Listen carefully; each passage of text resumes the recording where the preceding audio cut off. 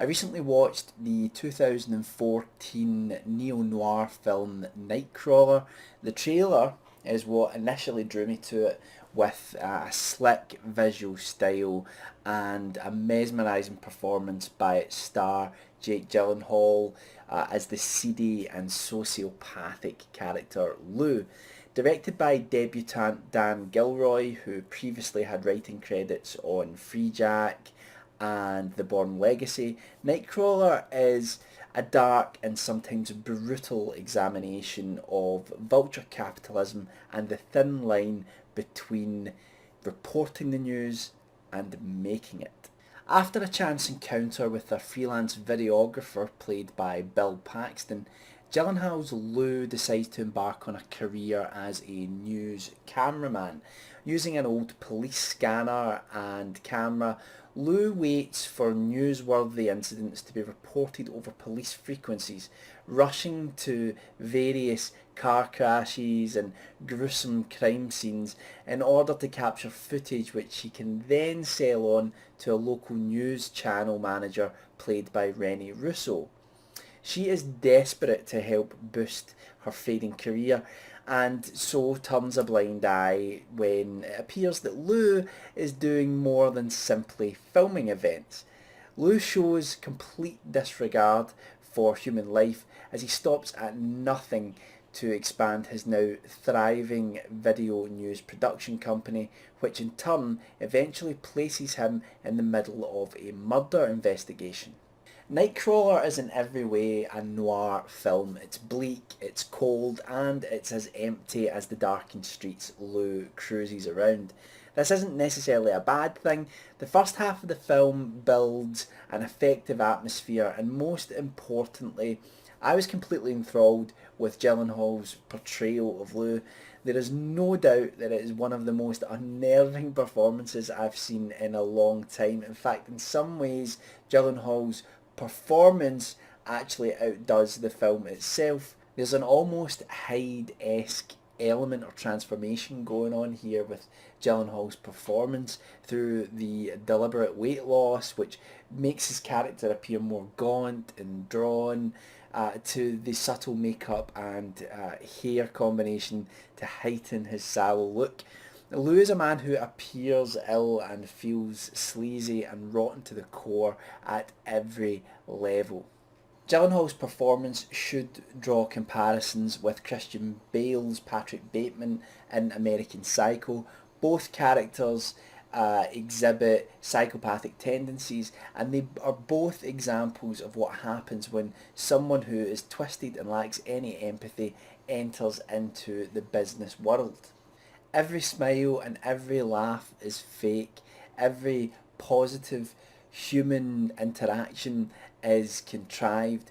And Gyllenhaal feels almost like an alien in this movie. He feels so far removed from humanity. It's not even like a character, like a cartoon character in some ways, like Hannibal Lecter, who is the epitome of evil and sadistic thoughts and behaviours. What makes Gyllenhaal's performance even more unpalatable is that there's almost a sort of uncanny valley effect going on where we recognise it as human, but we feel like it's not somehow. There is a lack of humanity there. I'll take any opportunity I can to talk about the original Night Stalker film, and while watching Nightcrawler I kept being reminded of Night Stalker, a news reporter driving around through the neon lit streets at night trying to find the next big scoop. The difference is that in Night Stalker our hero is morally pure, whereas in Nightcrawler Lou, our news cameraman, is anything but. The film is a compelling watch, there's no doubt about that, as we wonder just how far Lou will actually go to meet his own goals. But I have to say that as the film progressed, once it was set up, once we knew who Lou was, once we sort of knew what he wanted and we got used to him, we almost have a sense of comfort being around him at this point. It's around about halfway through the film, and it started dragging for me slightly. It started becoming less compelling. But thankfully what happens is it ramps up for the end of the film, and we do actually get a really enthralling conclusion and finale that's actually even pretty action-packed by some action film standards as well. While the film does explore self-censorship, and it even does take a look at media, it doesn't do that as much as you would really think. Again, it feels like the film at its core is really a commentary on vulture capitalism more than anything else. And I think that's highlighted by the start of the film, where Lou is searching for any career. He doesn't really care what he's doing. He just wants a career. He wants to throw himself into something, and no matter what he'd thrown himself into, he would have got up to terrible, terrible things if he'd been involved in working at a pet shop. God knows what would have went on. It didn't really matter that he was a cameraman, and that sort of surprised me, because looking at the trailer, I really thought it was going to be an exploration of news reporting, media, and how that's experienced and how it's constructed by people within the industry. Yes, there is some of that going on, and yes, it does also explore the negative aspects of having a 24-hour news station where you always have to have compelling stories, and that maybe that would encourage some people to make those stories up or to embellish events. But I still think at its core it is about capitalism. It is about how people who own businesses, if they don't have a social conscience, they can brutally take advantage of people. We see it as well when he hires his assistant. Lou hires his assistant, Rizwan Ahmed, and we even get to see that the whole process sometimes of vulture capitalism becomes almost addictive, and it's not something which in the film is specific to any class or anything like that, because we even see Lou's assistant get the bug, and he wants more money and he wants to get more for what he's doing, although he does have in the end more of a conscience than Lou.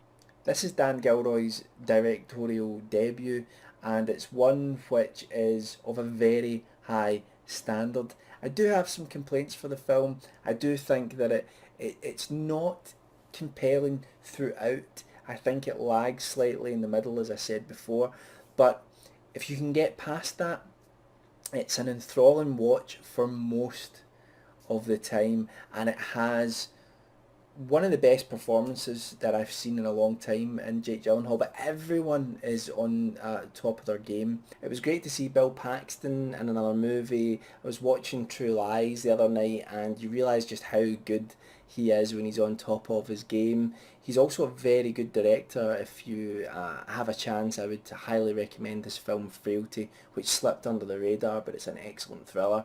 Rennie Russo does a great job as well as a news editor on her way out, really, and she'll do anything to try and stay on top. What's interesting about her is that she does have a moral line, but as the film progresses, she pushes it and pushes it and pushes it until the line disappears. Rizwan Ahmed as well is excellent as Lou's assistant in the film, and gives us possibly one of our only real human performances, or humane performances in the film, where we kind of root for him, but in the end we also see him flirting with that world where money becomes more important in some ways than morals. So anyway, that's Nightcrawler.